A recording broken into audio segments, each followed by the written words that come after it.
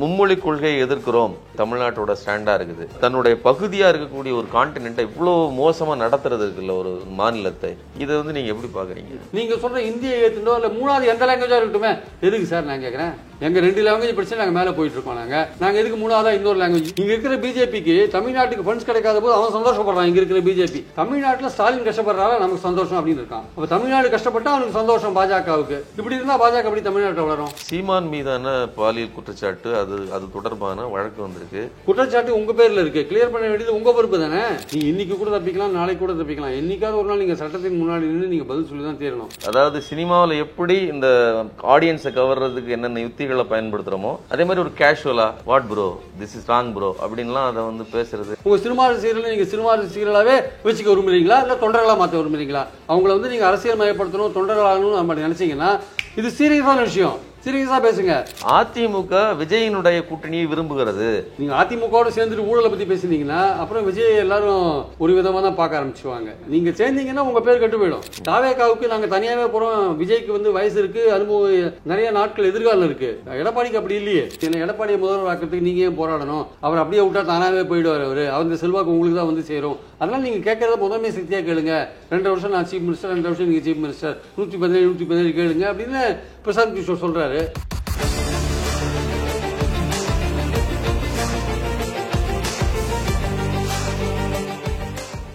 Spark media நேயர்களுக்கு வணக்கம். இன்றைய அரசியல் நிகழ்வுகளை பற்றி பேசுவதற்காக நம்மோடு இணைந்திருக்கிறார் மூத்த பத்திரிகையாளர் திரு பிரியன் அவர்கள். வணக்கம் சார். சார், 2ஆம் ஆண்டு துவக்க விழா, தாவேகா கட்சியினுடைய 2ஆம் ஆண்டு துவக்க விழாவில் வந்து விஜய் பேசியிருக்கிறாரு. பெரிய எதிர்பார்ப்பு இருந்துச்சு அவருடைய பேச்சில். ஆனால் அவருடைய பேச்சு அந்த 15 நிமிடத்துக்குள்ள அவர் பேசினது, அந்த 1 வருஷ அனுபவம், இதில் வந்து ஒரு முதிர்ச்சி தெரியுதா? அதை பற்றி நீங்கள் என்ன நினைக்கிறீங்க? அதாவது வந்து மாநாட்டுக்கு முன்னாடி அவர் எடுத்த அரசியல் நடவடிக்கைகள் ரொம்ப குறைவு தான். இந்த கள்ளக்குறிச்சி கள்ளச்சாராயம் போனது போன்ற விஷயங்கள் இல்லை. கல்வி சம்பந்தமாக மாணவர்களை கூப்பிட்டு அவங்களுக்கு விருதுகள் கொடுத்தது அல்லது உதவி செஞ்சது போன்ற விஷயங்கள்லாம் பண்ணார். அதுக்கப்புறம் மாநாடு ஒரு முக்கியமான டெவலப்மெண்ட். அதில் 2 விஷயத்தை தெளிவுபடுத்தினார். அது நீட்டு போன்ற விஷயங்கள் வேண்டாம்னு சொன்னது. அப்புறம் வந்து கொள்கை எதிரி பாஜக, அரசியல் எதிரி திமுகன்னு சொன்னார். அதுக்கப்புறம் பரந்தூரில் ஒரு கள அரசியலாக பரந்தூர் போனார். ஆனால் வெள்ளத்தில் பாதிக்கப்பட்டவங்களை போய் பார்க்கல, கூப்பிட்டு வச்சு நிவாரணம் கொடுத்தார். ஸோ பரந்தூரில் கூட ஒரு வேன்லேருந்து கீழே இறங்கலை, அப்படியே மேலேருந்து பார்த்துட்டு போயிட்டார். பாதிக்கப்பட்ட மக்கள் நேரடியாக பார்த்தாருன்றது அதுக்கு பற்றி தகவல் எதுவும் இல்லை, பார்த்த மாதிரியும் தெரியல ஆக்சுவலாக வந்து. ஸோ இந்த சூழலில் தான் நீங்கள் சொல்கிற அந்த 2ஆம் ஆண்டு இது நடக்குது. ஆக்சுவலாக தொடக்க விழா நடக்குது. அந்த விழாவில் வந்து அவர் பேசினது வந்து இன்னைக்கு இருக்கிற பிரச்சனையை தொட்டார். உண்மைதான், மும்மொழி திட்டத்தை தொட்டார், நிதி கொடுக்காத பிரச்சனையை தொட்டார் தமிழ்நாட்டுக்கு. ஆனால் அதை வந்து ஒரு சீரியஸோடு அதை அணுகினார்னா அது இல்லை. ஆக்சுவலாக வந்து ஏதோ என்ன ப்ரோ ஹேஷ்டாக் போடுறீங்க ப்ரோ, அந்த ப்ரோ என்ன ப்ரோன்னா, நீங்கள் ஒரு சீரியஸான விஷயத்தை பேசுகிறீங்க. ஏதோ 18 வயசு 17 வயசு சின்ன பசங்களை பேசுகிற மாதிரி பேசக்கூடாது. தமிழ்நாட்டுடைய ஒரு முக்கியமான ஒரு பிரச்சனையை பற்றி பேசுகிறீங்க, ஒரு ஹிந்தி திணிப்பை பற்றி பேசுகிறீங்க, மத்திய அரசு நிதி கொடுக்காத ஒரு விஷயத்தை பற்றி பேசுகிறீங்க, கூட்டாட்சி தத்துவத்துக்கு வேட்டு வைக்கிற மத்திய அரசோட செயல்பாடை பற்றி பேசுகிறீங்க, இந்த ஜனநாயகத்துக்கு முரணாக நடந்து கொள்கிற பாஜகவை பற்றி பேசுகிறீங்க. அப்போ நீங்கள் வந்து எவ்வளோ ஜாக்கிரதையாக அந்த விஷயத்தை நீங்கள் கன்வே பண்ணணும். உங்கள் கட்சி கேடர்கிட்ட மத்தியில் நீங்கள் எவ்வளோ இதாக கன்வே பண்ணணும். நீங்கள் அதை விட்டுட்டு நீங்கள் 2 பேரும் செட்டிங் நடத்துகிறாங்க, இப்போ பிஜேபியும் டிஎம்கேவும் செட்டிங் போடுறாங்க அப்படின்னு நீங்கள் உங்கள் அரசியல் நமக்கு புரியுது. திமுக அணிக்கு போகிற பாஜக ஓட்டை நீங்கள் பிரிக்கணும்னு நினைக்கிறீங்க, உங்கள் பக்கம் இழுக்கணும்னு நினைக்கிறீங்க, அது நமக்கு புரியுது. ஆனால் விஷயத்தோட சீரியஸ்னஸை பார்க்கும்போது நீங்கள் அது மாதிரி பேச வேண்டிய அவசியம் கிடையாது. ஏன்னா ஸ்டாலின் அவர்கள் வந்து தன்னுடைய எதிர்ப்பை, அதாவது தர்மேந்திர பிரதான் சொன்னார்ல 5000 கோடி இழக்க வேண்டியிருக்கணும், அதுக்கு 10,000 கோடி இழந்தாலும் நாங்கள் வந்து மும்மொழி திட்டத்துக்கு ஒப்புக்கொள்ள மாட்டோம்னு சொன்னது மட்டும் இல்லாமல் நாங்கள் நினச்சா ஒரு நொடியில் வந்து வரி கொடுக்க மாட்டோன்ற ஒரு முடிவு எடுக்க முடியும் அப்படின்னு சொல்கிற விஷயம்லாம் சாதாரண விஷயம் கிடையாது. ஒரு முதல்வர் சொல்கிறாருன்னா சாதாரண விஷயம் கிடையாது. 2008 நரேந்திர மோடி சொன்னார். இப்போ எல்லாம் பாஜக தம்மே வானத்துக்கும் பூமிக்கும் குதிக்கிறாங்களே, ஸ்டாலின் அவர்கள் சொன்னதை கேட்டு. 2008 மோடி சொன்ன போது வாய மூடி தானே இருந்தீங்க எல்லாரும். அப்போ வந்து மன்மோகன் சிங்கை பார்த்து அவர் கேட்டார்ல அவர், அப்போ உங்களுக்கு இனிச்சது அவர் பேசினதெல்லாம். இப்போ ஸ்டாலினுக்கு வந்து தமிழ்நாட்டுக்கு பைசா கொடுக்க மாட்டேன்னு மத்திய அரசு சொல்கிற போது ஸ்டாலின் கேட்கறது வந்து உங்களுக்கு கசக்குது ஆக்சுவலாக. அதாவது இப்போ நீங்கள் என்ன இப்போ சொல்ல வரீங்கன்னா, அவருக்கு வந்து இந்த விஷயங்களினுடைய வலு தெரிய மாட்டேங்குது, ரொம்ப லைட் வெயிட்டாக யோசிக்கிறாரு. இன்னும் அந்த யோசிக்கிறது மட்டும் இல்லை, அவருக்கு வந்து இந்த அரசியலில் வந்து எக்ஸாக்டாக என்ன நடக்குது, யார் இதுக்கு பொறுப்பேற்றுக் கொள்ளணும், யார் வந்து இதில் வந்து குற்றம் சாட்டப்பட வேண்டிய நிலையில் இருக்காங்க அப்படின்னு தெரியல. தமிழ்நாடு வந்து சமக்கிர சிக்ஷா அபியானில் 2 இன்ஸ்டால்மெண்ட் ஏற்கனவே கொடுத்துட்டாங்க. அது சம்பந்தப்பட்ட ஆசிரியர்களோ கட்டுமானங்களோ இங்கே ஏற்படுத்தப்பட்டாச்சு. அது தொடர்ந்து இருக்கணும்னா அந்த பணம் வந்தால் தான் முடியும். அதுலேயும் உங்கள் பணம் எங்கே 60-40% தான் ரெண்டும் ஷேர் பண்ணிக்கிறோம். உங்களுக்கு முழு 100%ம் நீங்கள் போடுற பணம் கிடையாது. இப்போ நீங்கள் கொடுக்க வேண்டிய பணத்தை எங்களுக்கு கொடுக்கணும் இல்லையா? அது தொடர்ச்சியான ஒரு திட்டத்தை நீங்கள் கொடுக்காத அதை வந்து பிஎம்ஸ்ரீ ஃபண்டோட நீங்கள் அதை லிங்க் பண்ணுறீங்க. ரெண்டுமே தனித்தனி விஷயம். பிஎம்ஸ்ரீன்றது ஒரு ஸ்கூலில் இனிமேல் மும்மொழி திட்டப்படி ஆரம்பித்து செயல்பட வேண்டிய ஒரு விஷயம். அதுக்குன்னு தனி ஸ்கூலை வந்து நீங்கள் ஐடென்டிஃபை பண்ணணும். அது வந்து இவங்க முடியாதுன்ட்டாங்க. அதில் ஹிந்தி இருக்குது, மும்மொழி திட்டம் இருக்குது, முடியாது.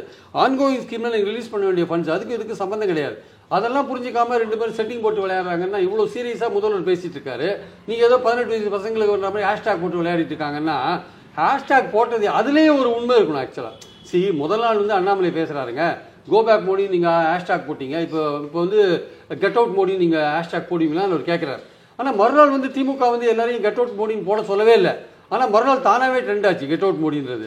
ஆனால் அதுக்கு அடுத்த நாள் வந்து பாஜகவில் கெட் அவுட் ஸ்டாலின்னு போட்டாங்க. அது வந்து அண்ணாமலை ஆரம்பிச்சு வச்சார் காலங்காத்தால் 6 மணிக்கு. அது பாஜக ஏற்பாடு செஞ்ச ஒரு விஷயம். அதை புரிஞ்சிக்காம விஜய் வந்து 2 பேரும் ஹேஷ்டாக்ல விளையாடுறீங்கன்னா விளையாடுறது யாரு? பாஜக தான் கட்சி ரீதியாக அதை படுத்தாங்க. ஒரு பக்கம் விளையாடுறீங்கன்னு சொல்லிட்டு அவர் இடையில அதுக்கப்புறம் சொல்றாரு, நம்ம பசங்க இதுக்கு இடையில டிவிகே ஃபார் டிஎன்னு ஒரு சம்பவம் பண்ணிட்டு வந்துறாங்கிறாரு. இது சம்பவம், இது வந்து அதாவது பொலிட்டிக்கல் நடவடிக்கை, அதாவது ஏதோ வந்து ஒரு ஜாலியா பேசுற மாதிரி பேசுறாரு. இது முக்கியமான விஷயம். நீங்கள் அப்போ என்ன பண்ணியிருக்கணும்? தமிழ்நாட்டுக்கு நிதி கொடுக்காத மத்திய அரசு, நீங்கள் மாநில அரசு மேலே உங்களுக்கு 1008 குறை இருக்கலாங்க, அது கேட்குற விதம் சரியில்லைன்னு கூட நீங்கள் ஸ்டாலின் அவர்களோட விமர்சிங்க, அது வேறு விஷயம். ஆனால் உண்மையிலேயே உங்களுக்கு மக்கள் மேலே அக்கறை இருந்தால் நீங்கள் வந்து தமிழ்நாட்டுக்கு நிதி கொடுக்காமல் வஞ்சிக்கிற அந்த மத்திய அரசு எதிர்த்து தாவேக்கா களத்தில் நின்று போராடும், நாளைக்கு நாங்கள் ஆர்ப்பாட்டம் பண்ணுறோம் அங்கே மத்திய அரசு எதிர்த்து அப்படின்னு நீங்கள் போய் அங்கே போய் ஆர்ப்பாட்டம் பண்ணியிருந்தீங்கன்னா உங்களுக்கு கிடைக்கிற மைலேஜே வேறு. ஆக்சுவலாக என்னடா பாருங்க, எதிர்கட்சியாக இருந்தால் கூட தமிழ்நாட்டு மக்கள் நலனுக்காக தெருவில் இறங்கி போராடுறாரு. அது அதிமுக பண்ண போகிறதில்ல. அவங்களும் வந்து தாவேக்கா சொல்கிற மாதிரி இரட்டை வேஷம் போடுறாரு ஸ்டாலின் சொல்லிட்டு அவங்க போயிட்டு இருக்காங்க. ஆனால் நீங்கள் ஒரு புதுவிதமான அரசியல் பண்ணுறீங்கன்னு சொல்கிறீங்கல்ல, உங்களுக்கு வந்து கெட் அவுட்னு சொல்கிறது தான் வாய் இருக்கே தவிர get out Modi, get out Stalin பேரை சொல்கிறதுக்கு கூட ஒரு பயமாக இருக்குது. உங்களுக்கு பேரை கூட சொல்ல மாட்டேங்க. நீங்கள் ஒரு வித்தியாசமான அரசியல் பண்ணுறதா சொல்கிறீங்க. சரி, நீங்கள் வித்தியாசமான அரசியல் உங்கள் பாணியிலேயே சொல்லலாம். அப்போ நீங்கள் வந்து நான் எதிர்கட்சியாக இருந்தால் கூட மக்கள் நலனுக்காக போராடுவேன், கீழே இறங்கி களத்தில் இறங்கி போராடுவேன், நீங்கள் இறங்கி வந்திருக்கலாம்ல, அதுவும் நீங்கள் பண்ணலைல்ல. ஸோ நீங்கள் உங்களை பொறுத்த மட்டும் நீங்கள் வந்து 69,000 பூத்தில் பூத் கமிட்டி போடுறீங்களோ, இல்லை கட்டுமானங்களை விஸ்தரிக்கிறீங்களோ, இல்லை 120 மாவட்டங்களுக்கு செயலாளரை போடுறீங்களோ, இதெல்லாம் ஒரு பக்கம் இருந்தால் கூட நீங்கள் உங்களுக்கு என்ன மாதிரியான ஆதரவு இருக்குது நீங்கள் தெரியாது. ஆக்சுவலாக வந்து நீங்கள் சீரியஸான விஷயத்தையும் ரொம்ப சாதாரணமாக லைட்டாக திரும்ப பேசுகிறீங்க. அது வந்து உங்களை பற்றின ஒரு அரசியல் தலைவர்ன்ற பிம்பம் இருக்குல்ல, அதில் வந்து அது வந்து ஒரு முழு பிக்சர் அது கொடுக்காது. அது உங்களை பற்றின ஒரு சரி நீங்கள் எல்லாத்தையும் சாதாரணமாக எடுத்துக்கிறாள், சீரியஸான விஷயங்கள் கூட சாதாரணமாக எடுத்துக்கிறீங்கன்ற இடத்துல கடந்து போகிறவங்களாம் இருப்பாங்க. உங்கள் சினிமா ரசிகர்கள் நீங்கள் சினிமா ரசிகர்களாகவே வச்சுக்க விரும்புகிறீங்களா, இல்லை தொண்டர்களாக மாற்ற விரும்புகிறீங்களா? அவங்களை அரசியல் மயப்படுத்த விரும்புகிறீங்களா, இல்லை தொண்டர் ரசிகர்களாகவே இருக்கணும்னு நினைக்கிறீங்களா? அவங்கள வந்து நீங்கள் அரசியல் மயப்படுத்தணும், தொண்டர்களாகணும்னு நம்ம நினச்சிங்கன்னா இது சீரியஸான விஷயம். சீரியஸாக பேசுங்க. மாநில அரசு மேலே உங்களுக்கு பிரச்சனை இருந்தால் நீங்கள் சொல்லுங்கள். ஆனால் மத்திய அரசு நிதி கொடுக்காத விஷயத்தை நீங்கள் கண்டித்து நீங்கள் கொள்கை எதிரியான பாஜகன்றீங்கள இறங்கி போராடி இருக்கலாம். போராடினீங்கன்னா நீங்கள் ஒரு புது ட்ரெண்ட் செட்டராக இருந்திருக்கலாம். நீங்கள் அதை நீங்கள் புதுசாக அரசியல் பண்ணுவேன், நான் வந்து வித்தியாசமாக பண்ணுவேன்னு சொல்கிறேன். நீங்கள் அது பண்ணலைன்றது முக்கியமான விஷயம். பண்ணாத நீங்கள் வழக்கப்படி ஏதோ ஜோவியலாக பேசிட்டு நீங்கள் போயிட்டீங்கன்னா இது உங்களுக்கு எதிர்பார்த்த பலனை தராது என்பது என் கருத்து. ஒருவேளை இதை வந்து ஒரு சினிமா மாதிரியே நினைக்கிறாரு. அதாவது சினிமாவில் எப்படி இந்த ஆடியன்ஸை கவர்றதுக்கு என்னென்ன யுத்திகளை பயன்படுத்துகிறோமோ அதே மாதிரி ஒரு கேஷுவலாக குழந்தைகள், இளைஞர்கள் இவர்களை அவர்களுடைய மொழியில் what bro, this is wrong bro அப்படின்லாம் அதை வந்து பேசுறது எல்லாம் பண்ணலாம் சார். இதெல்லாம் பண்ணினா கூட நீங்கள் வந்து உங்கள் ரசிகர்கள் வந்து உங்களுக்கெல்லாம் ஃபுல்லாக ஓட்டு போடுவாங்களான்னு தெரியாது. ஏன்னா வந்து ரசிகர்கள் தொண்டர்களாக மாறணும். கமலஹாசன் சொன்னது கரெக்டு, அவருக்கு மாறலை. எம்ஜிஆருக்கு மாறினாங்க. எம்ஜிஆர் அரசியலில் இருந்தால் சினிமாவில் இருந்தால் மாறினாங்க. அப்படியே அவர் தனி கட்சி ஆரம்பித்த போது அவர் கூட போனாங்க. நீங்கள் வந்து அரசியலில் இல்லை கேட்டால் நான் ரசிகர் மன்றம் மூலமாக நற்பணிகள்லாம் பண்ணீங்கன்னு விஜய் சொல்வார். ஆனால் அது கிடையாது. நேரடி அரசியலில் இருந்தீங்களான்னு தான் எங்கள் பாயிண்ட்டு. ஆனால் எம்ஜிஆர் அப்படி இல்லை. நேரடி அரசியலையும் இருந்தார், சினிமாலையும் இருந்தார், ரெண்டுத்துலேயும் சைமல்டேனியஸாக இருந்தார். ஸோ அப்படி இருக்கும்பொழுது இவர் வந்து நேரடி அரசியலில் வரும்பொழுது இவருடைய ரசிகர்கள் வந்து இவர் அரசியலுக்காக இவரை நம்பி ஓட்டு போடுவாங்களான்றது முக்கியமான கேள்வி. அந்த ரசிகர்கள் தொண்டர்களாகி ஓட்டு போடுவாங்கன்னு தெரியாது. ஸோ நீங்கள் அவங்கள வந்து நீங்கள் கன்வெர்ட் பண்ணணும். அதுக்கு நீங்கள் சீரியஸான செயல்பாடுகள் மூலமாக தான் பண்ண முடியும். இந்த 2ஆம் ஆண்டு தொடக்க விழாவில் நீங்கள் அதை பண்ணலைன்றது தான் முக்கியமான விஷயம். நீங்கள் வந்து பண்ணையார் கட்சி, அடிமை கட்சி இதெல்லாம் நீங்கள் பேசலாம், அது வேறு விஷயம். இன்றைக்கி அரசியல்ன்றதே வந்து இது ஒரு தொண்டாற்றுறதுக்காகவோ தியாகம் செய்யறதுக்காகவோ இங்கே யாரும் அரசியலுக்கு வரல. அவனுக்கு பலவித குறிக்கோளோட தான் அரசியலுக்கு வராங்க. அதனால் உங்கள் கட்சியிலையும் பல பேர் வந்து பல குறிக்கோளோட வந்திருக்கலாம். அங்கே இருக்கிற ஆதவ அர்ஜுனாவுக்கு என்ன குறிக்கோள் யாருக்கும் தெரியாது, ஞானஆரோக்கியசாமிக்கு என்ன குறிக்கோள் யாருக்கும் தெரியாது. பிரசாந்த் கிஷோர் வந்து அவர் தான் நான் தான் உங்களை 26 ஆட்சிக்கு கொண்டு வர போகிறேன்னு அவர் சொல்லிட்டு அவர் போயிட்டு இருக்காரு. ஸோ இதனால் நம்ம பாயிண்ட் என்ன, அங்கே இருக்கிற 3 பேரும் ஒவ்வொருத்தரும் என்ன மாதிரி அட்வைஸ் அவர் கொடுக்க போகிறாங்கன்னு தெரியாது. அது too many cooks spoil the ஃபுட்டுன்ற மாதிரி 3 இன்டெலெக்சுவல்ஸ் ஒன்று சேர்ந்தா விஜய் எப்படி குழப்ப போகிறாங்கன்னு நமக்கு தெரியாது. பாயிண்ட் என்னன்னா வந்து நீங்கள் நேரடியான அரசியல் களத்தில் குதித்து ஒரு நேரடியான அரசியல் பண்ணணும்னா பல விஷயங்களை நீங்கள் வெளிப்படையாக பேசணும். நீங்கள் வந்து மோடியே எதிர்க்கலாம், ஸ்டாலினை எதிர்க்கலாம், வேறு பலர் எதிர்க்கலாம், இல்லை சிலர் ஆதரிக்கலாம். எதாக இருந்தாலும் பிளைனாக வாங்க. ஏதோ பூடகமாக பேசுறது இல்லை ஜோவியலாக பேசுறது இதெல்லாம் இந்த அரசியல்லாம் நீங்கள் வேலைக்கு ஆகாது. இப்போ குறிப்பாக வந்து இந்த மும்மொழி திட்டம், இந்தி எதிர்ப்பு, இந்த விஷயத்தில் கூட ரொம்ப இலகுவாக, அதாவது இவ்வளோ பெரிய பணம் தொகை தர வேண்டியது இருக்குது அப்படிங்கிறத இவங்களுக்கு சீரியஸ் இல்லைங்கிறத விஷயத்த சொல்ல வந்தது கூட ரொம்ப இலகுவாக சொன்னதாமா தெரியுது. இல்லை, அது இலகுவாக சொன்னது மட்டும் இல்லாமல் மாநில அரசு ஏதோ ஒன்றுமே பண்ணலன்ற மாதிரியான ஒரு விஷயத்தையும் கூட வைக்கிறார் அவர். நான் சொன்னேன் அது கூட நீங்கள் ஒரு அரசியல்வாதியாக வைங்க, அது வேறு விஷயம். ஆனால் நிதி கொடுக்காத இருக்கிறதுக்கு மத்திய அரசுக்கு எந்த உரிமையும் கிடையாது. நீங்களே சொல்றீங்க அது அவங்களுடைய கடமையை கேட்டு புரிந்து நம்மளுடைய உரிமை சொல்றீங்கல்ல. அப்போ கடமையை செய்யாத மத்திய அரசை நீங்கள் எந்த விதத்தில் நீங்கள் அட்டாக் பண்ணுறீங்க சொல்லுங்க, அதுக்கான காரணத்தை சொல்லுங்க. கடமையை செய்யாத மத்திய அரசை நீங்கள் எந்த விதத்தில் அட்டாக் பண்ணுறீங்க? அவங்கள வந்து நீங்கள் இது மாதிரி ஹேஷ்டாக் போட்டு போகிறாங்கன்ட்டு லேசாக கடந்து போகிறது எந்த விதத்தில் நியாயம் அது ஆக்சுவலாக? ஸோ அதனால் நீங்கள் இந்த விஷயத்தில் சீரியஸாக எடுத்துக்கல, மத்திய அரசை சீரியஸாக கண்டிக்கல, மாநில அரசை கண்டிக்கிறத பற்றி நமக்கு ஒன்றும் ஆட்சேபம் இல்லை. அது உங்கள் அரசியல் மாநிலத்தில் ஓட்டு வாங்குறதுக்காக திமுகவையும் பாஜகவையும் நெருக்கி கொண்டு காமிச்சா மக்கள் வந்து அந்த திமுகவுக்கு போகிற ஆன்டி பிஜேபி ஓட்டை நம்ம எடுக்கலாம்னு நீங்கள் பண்ணுறீங்க. அது எவ்வளோ தூரம் அதில் நீங்கள் சக்ஸஸ் ஆவீங்கன்னு சொல்ல முடியாது. ஆனால் அடிப்படையான ஒரு விஷயம் என்னென்னா, நீங்கள் விஷயங்களை வந்து சீரியஸாக எடுத்து நீங்கள் புதுவிதமான அரசியல் பண்ணுறீங்கன்னா நீங்கள் ஒரு எதிர்கட்சியாக இருந்தால் கூட மக்களுக்காக போராடுறதுக்கு களத்தில் இறங்கணுன்றதான் முக்கியமான பாயிண்ட்டு. இது ரொம்ப ரொம்ப முக்கியமான பாயிண்ட்டு. நமக்கு கொடுக்க வேண்டிய ரூபாயை கொடுக்காத இருக்கிற மத்திய அரசு எடுத்து நீங்கள் களத்துக்கு வந்தீங்கன்னா நிச்சயமாக மக்கள் ஆதரவு நீங்கள் பெற்றிருப்பீங்க, மக்கள் உங்களுக்கு சப்போர்ட் பண்ணியிருப்பாங்க. அந்த வாய்ப்பை நீங்கள் கோட்டை விட்டீங்க. இனிமேலாவது பண்ணுவீங்களான்றதை பொறுத்து இருந்தால் பார்க்கணும். பண்ணையார் அரசியல் செய்கிறாங்க மற்ற கட்சிகள்லாம். நாங்கள் வந்து ஏழை வாழைகளோட கட்சி, எங்களுக்கு வந்து எங்கள் கட்சியில் பண்ணையார்கள் கிடையாது அப்படின்னு சொல்கிறாரு. ஆனால் பனையூர் பண்ணையாருங்கிற விமர்சனத்தை பல்வேறு தரப்புலையும், அதாவது சமூக வலைதளங்களில் இவர் மேலே விமர்சனம் வந்தது. இந்த முரண்பாட்டை எப்படி பார்க்குறீங்க சார்? ஒரு கட்சியில் ஏழையும் இருப்பாங்க, பணக்காரனும் இருப்பாங்க சார். அது வந்து பண்ணையார் கட்சின்னு அந்த காலத்தில் காங்கிரஸை பண்ணையார் கட்சின்னு சொன்னாங்க. இப்போ காங்கிரஸ்லேயே பண்ணையார்கள் இருக்காங்களா இல்லையான்னு சொல்ல முடியாது. ஸோ அப்படி இருக்கும்போது பண்ணையார்ன்றது ஆக்சுவலாக ஒரு நிலச்சுவாந்தார்கள் அதிகமான நிலம் வைத்திருக்கலாம் பண்ணையார் சொன்னாங்க. இன்றைக்கி யாருமே வந்து நிலம் வச்சிருக்கிறவங்களாம் கிடையாது, வெவ்வேறு விதத்தில் பணக்காரனாக இருக்காங்க. எல்லா கட்சியிலையும் தான் இருக்காங்க. வசதி படைத்தவர்கள் அவர் சொல்கிறார். நான் சொல்கிறது வசதி படைத்தவர்கள் எல்லா கட்சியிலையும் தான் இருக்காங்க. தாவேக்கால வசதி படைத்தவர்களே கிடையாதா? அங்கேயும் தான் பண்ணையாரெலாம் இருக்காங்க, ஏழைகளும் இருக்காங்க, பணக்காரங்களும் இருக்காங்க, நடுத்தர வர்க்கத்து மக்களும் இருக்காங்க. இதெல்லாம் ஒரு அரசியல் ரீதியான விமர்சனம் வளர்த்துக்குமே தவிர இதெல்லாம் ஒரு சீரியஸாக பார்க்க வேண்டிய அவசியம் இல்லை. அது அவர் வந்து திமுக மட்டும்தான் ஆளுங்கட்சியாக இருக்குன்னு அதை குறை சொல்கிறாரு. இப்போ ஊழல் எதிர்க்கிறவர் அதிமுக பற்றி ஏன் வாங்கி மூடாத பேசாமல் இருக்காரு? ஏன் அதிமுக மந்திரிகள்லாம் உத்தமர்களா? அவங்களாம் ஊழல் செய்யாதவர்களா? அவங்க பேரில் வந்து கிட்டத்தட்ட 8 எஃப்ஐஆர் பதிவு பண்ணியிருக்காங்க டிவிஎஸ்சியில். கவர்னர் பர்மிஷனே தரமாட்டேன்றார் வழக்கு போடுறதுக்கு. உங்கள் குட்டா கேஸை வந்து சிபிஐ பெண்டிங்கில் வச்சுருக்கான். பல கேஸ் உங்களுக்கு பெண்டிங்காக இருக்குது. என்ஃபோர்ஸ்மெண்ட்டுக்கு பயந்து வேலுமணியும் தங்கமணியும் டெய்லி பிஜேபி ஆட்களோட பேசிகிட்டு இருக்காங்க. நீங்கள் என்னன்னா வந்து ஏடிஎம்கே பற்றி ஒன்றுமே பேச மாட்டேன்றீங்க. ஏடிஎம்கே என்ன உத்தமர்களின் கூடாரமா? எதுக்காக பேச மாட்டேறீங்க? நான் சொன்ன திமுகவை நீங்கள் குறை சொல்லுங்கள், திமுகவை பற்றி ஊழல் கட்சின்னு சொல்லுங்கள், என்ன வேணால் பண்ணுங்கள். ஈவன் ஆதாரபூர்வமாக கூட நிரூபிங்க. திமுக அப்படி தான் அதிமுகவை பற்றி பண்ணாங்க. ஆதாரபூர்வமாக புகாரெல்லாம் கொடுத்து தான் வழக்கெல்லாம் போட்டாங்க, எல்லாம் பண்ணாங்க. நீங்களும் அதே மாதிரி பண்ணுங்கள். ஆனால் அதே சமயம் நீங்கள் அதிமுகவும் உத்தமர்கள் மாதிரி நீங்கள் அதிமுகவை பேசக்கூடாது. அப்படி பேசாமல் இருப்பதுங்கிறது வருங்காலத்தில் 2026 தேர்தலை நோக்கி, கூட்டணியை நோக்கி அவர்கள் அப்படி அவங்களுக்கு கூட்டணியை நோக்கி பேச்சுவார்த்தை பின்னாடி நடந்துட்டு இருக்கு சார். அதனால தான் பேசாத இருக்காங்க. நீங்கள் சேர்ந்தீங்கன்னா உங்கள் பேர் கெட்டு போயிடும். நீங்கள் அதிமுகவோடு சேர்ந்துட்டு ஊழலை பற்றி பேசுனீங்கன்னா அப்புறம் விஜய் எல்லாரும் ஒரு விதமாக தான் பார்க்க ஆரம்பிச்சுவாங்க. ஏன்னா திமுக மேலே இந்த 5 வருட காலத்தில் ஒரு எஸ்டாப்ளிஷ்டான ஊழல் ஏதாவது நீங்கள் சொல்லிருக்கீங்களா? சொல்லுங்கள்.